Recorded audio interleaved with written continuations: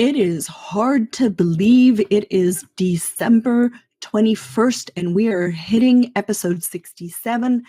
Today's topic is 3 tips on how to engage a person with dementia in activities during this Christmas time, where I keep telling everybody and asking people to really concentrate on creating moments of joy and making lasting memories during this Christmas period. And see you on the other side of the intro and enjoy today's episode. Hey there, success seeker. Welcome to Dementia Caregiving for Families. Do you feel overwhelmed with the daily struggle of dementia caregiving? Looking for an easier path? You're in the right place. On this podcast, we teach you the skills to simplify caregiving. We unravel the mystery of dementia and guide you through the often difficult behaviors. I'm Lizette, your host and fellow family caregiver. As an occupational therapist, I bring my professional and personal experience to this community. Here we speak the truth, but without the verbal vomit. I know you will find value in today's program, so buckle up while this flight takes off. Today's episode, we are going to talk about 3 tips on how to engage a person with dementia in activities during the Christmas holidays. Now, I don't know about you, but I like to do things. I like to do different things. I like to read. I like to go to the movies. I love watching my chickens. That's probably my biggest fun thing that I enjoy doing. They are super, super funny, and I enjoy watching them. I like taking care of them. They're fun, and they have personalities. I want you to think about everything that you did this past weekend, right? Today is December 21st, so the weekend before, think about everything that you did. It could be anything. It could be for fun. Like, do you have hobbies? Do you like to read? Do you like to hike? Do you like to play with the dog? What kind of activities do you like to do? Anything. Cooking. Going and exercising. Just think about all of the different things that we do every single day to engage in activities throughout the day. We do a lot of things that we do not even think about that are meaningful activities. And there is a common misconception. People have a very big misconception that people living with dementia don't want to do things, right? So I want to ask you back to my previous question about everything that you did over the weekend. What if you woke up tomorrow morning and I told you, never again can you do any of those things? You just can't do them. You're not allowed to. You may not do them. You cannot do them. You cannot do them. How do you feel? I don't know about you, but I don't feel super good. I might be a little depressed. I might be a little angry. I might just sit there and not do anything because I cannot do the things that I used to do that I enjoyed doing. So the common misconception is that people living with dementia don't want to do things. I hear that all the time. Mom doesn't want to do XYZ. Mom isn't participating in XYZ, whatever it is. It could be mom doesn't read anymore, or mom doesn't, I'll use my mom as an example. Mom doesn't paint anymore. Mom doesn't go for a walk anymore, whatever. And there's this belief that they don't want to do things. And that is not necessarily true. Now, sometimes it is a person doesn't want to do something because it's become difficult for them to do. But it's more frequently because of the changes in the person's brain that they actually have lost what we call the higher level thinking skills, right? The things that we need in order to be able to do certain things, like any activity, right? The ability to plan, the ability to organize, and most importantly, the ability to actually initiate doing it, right? So sometimes the person has the desire to do something, they want to still participate, they've just lost the ability to actually initiate doing the task.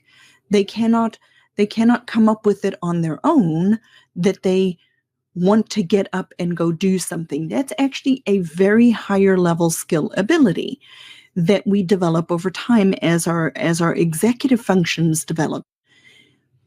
But for us, when we're helping somebody living with dementia, it is up to us to be the one to bring them along, to help initiate the activities for them, to give them meaningful things to do, to help them participate in activities. And there's a variety of ways that we can do it.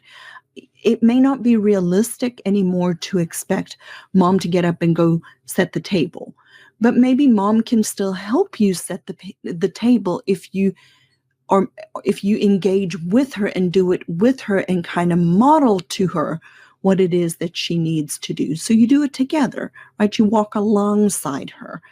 So it is up to us to start to initiate activities and to help the person that we're loving with dementia be able to engage in activities.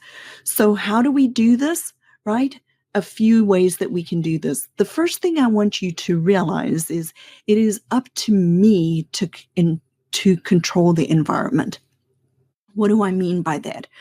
I mean that activities typically have an outcome, a result that we want it to look a certain way. So if we want the outcome and the result to look a certain way, then I, as the person who is helping them, I assume the responsibility for ensuring that that activity turns out the way I want it to turn out. I don't expect the person who has difficulty with their thinking to be able to come up with the end result to look the way I want it to be. So how that looks is sometimes that means we'll use a cooking activity, right?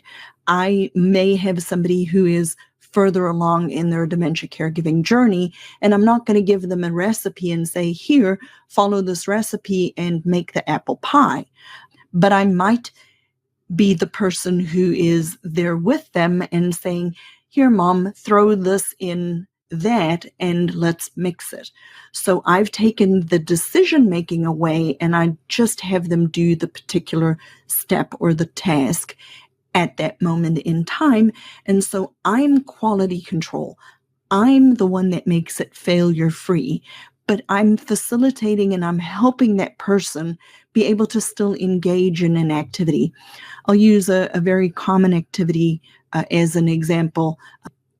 Folding laundry. Folding laundry is a great activity to do with any person because it is a very routine and familiar thing, especially later on in their dementia caregiving journey. But the problem that we often have as family caregivers is we want to get the task done. We want to get the laundry put away because we've got laundry to put away. I've got food to make. I've got laundry to put away. I got to feed the cats and the dogs and chickens and everything that I got to do. And then we do it. We do it because it's easier for us to do it than it is to engage the person that's going to take a lot longer to do the task. I would ask you to consider it this way around, right, though. Anything that they do that is a task that is engaging them in the world means they're in the world. They're not sitting there and just not living anymore. So who cares if they fold a towel the wrong way, if it doesn't look like it needs to for a hotel, right? It doesn't matter. They were engaged in that task. It doesn't matter if they fold and unfold the same t-shirt 17 times. It doesn't matter. That is not what it's about. It's about engaging them in an activity that they can still do that's meaningful, because we are creatures that are meant to engage in our environment. So you stand there and you do the laundry and you have them help you as best they can with whatever it is. And if you really need to refold it, do not fold it in front of them again. Wait until they go away. Go put it in another room, and then go refold it. It's okay. We want to give them a sense of accomplishment, a sense that they are still engaging in the world around them. What greater gift do we have than to truly engage with the people that we love, that we want to have live the best quality life that they can. So it's my job to make it failure free. So we take responsibility. That's the first point. We take responsibility for the outcome. We don't expect that the outcome, that the responsibility for what it looks like is theirs to have. I'm responsible for the outcome. The second thing that we do is we try to simplify it as much as we can, and only give them one part of the task. We don't necessarily have to have them do the whole thing. We can just have them do one part. Break an egg, mix it, right? You break the egg, you give them the hand mixer and tell them what to do. Stand close by, keep supervision, and help them with the task. And then we focus on the process. We make the third step is we focus on the process for them, and we let them do steps of the process, and we focus on the outcome. So we're taking responsibility for the outcome. We're simplifying the task for them. We are having them focus on the process, but we focus on the outcome.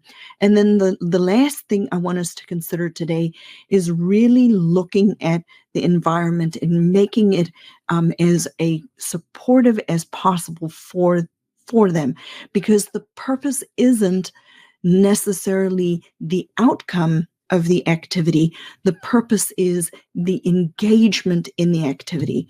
So what are some practical ways that this can look? Like I said, laundry is a great way, but because this is Christmas, you might be having people come over for a Christmas meal, and you want the table to be pretty. So your job is to have the vision in your head of what you want it to look like. And then you give them one task at a time to do. Here, Mom, go put the forks over here. Go put the napkins here, one step at a time. Remember, take your time. Make these memories together, right?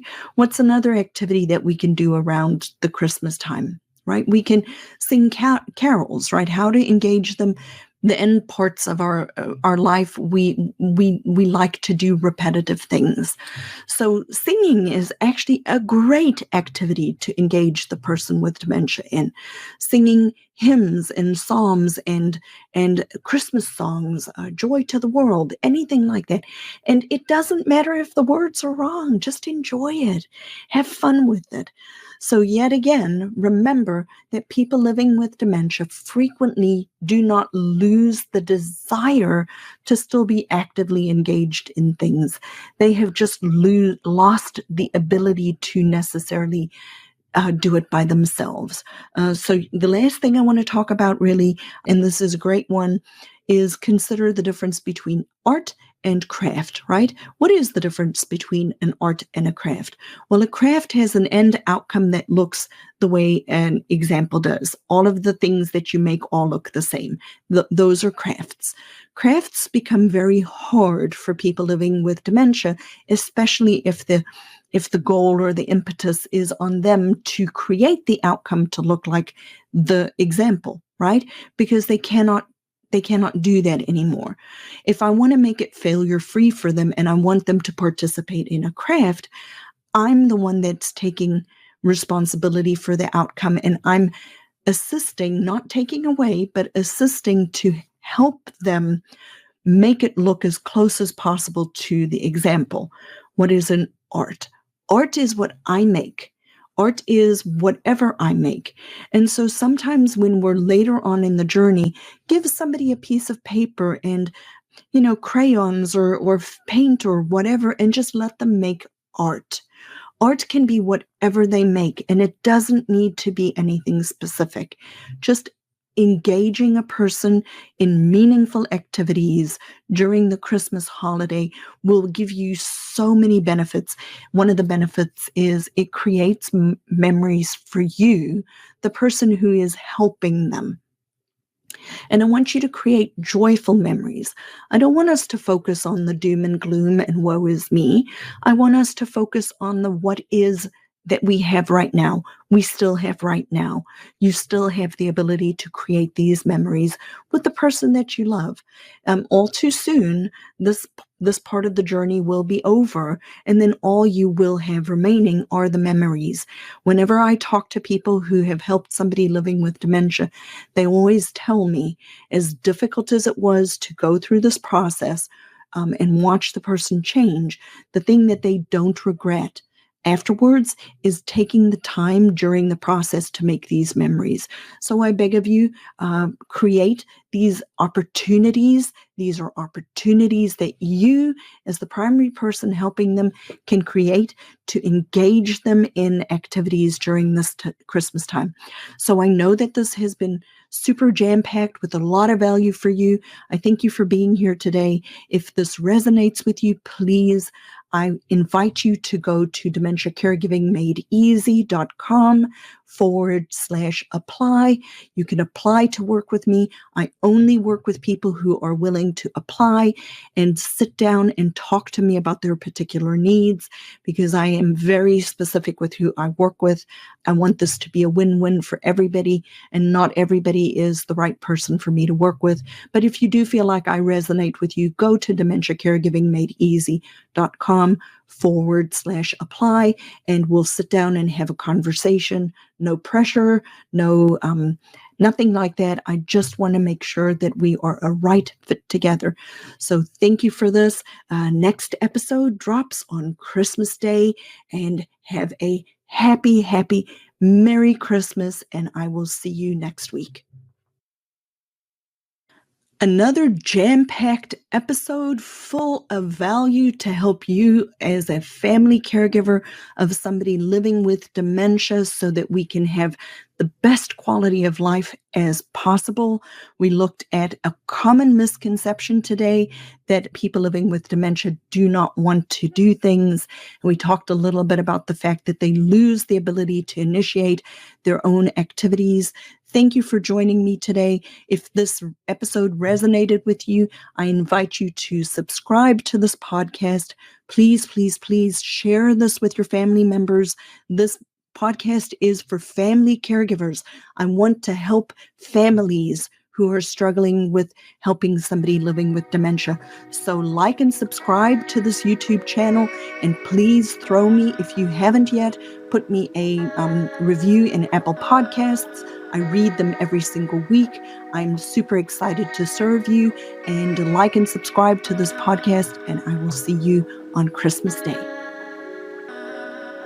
Thanks for joining me today, Success Seeker. I pour my heart and soul into this program to serve you.